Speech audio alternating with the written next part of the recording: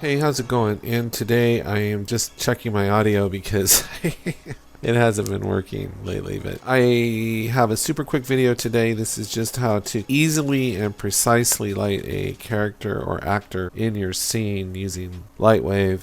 So let's say you're looking at this kind of image. This is from a SNL skit, and if you wanted to get this kind of lighting in LightWave where the spotlight is over directly above your actor, actually this is a very funny skit, by the way. You should watch it. How would we do that? Well, 99% of the time I have a character in here. I've got a spotlight in here, and 99% of the time I'm in perspective, and I love it because I can just fly all over the place and just go wherever I need to go. So what I can do, since I can maneuver so easily in perspective, is just put myself in the position of where I would like the light to be. So I imagine the light, I want it right there. That's where I would imagine it to be, and that's how I want it.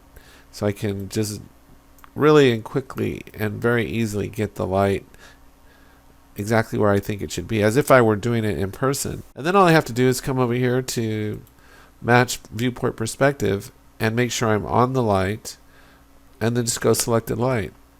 And now what's happened is the light's been positioned in the position that I want it to be, exactly in the position that I want it to be. So now I can stay in perspective and then just go back to looking at the scene from, another angle, or how I would film it, like this.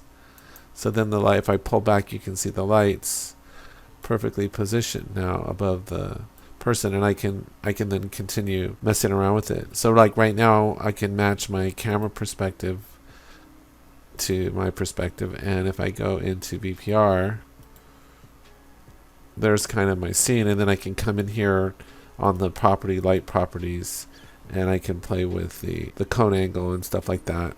And then with the light itself, I can drop it down. It's perfectly positioned, and maybe I want to punch in there a little bit more, something like that. And that's how quickly and easily you can light a scene using the match perspective.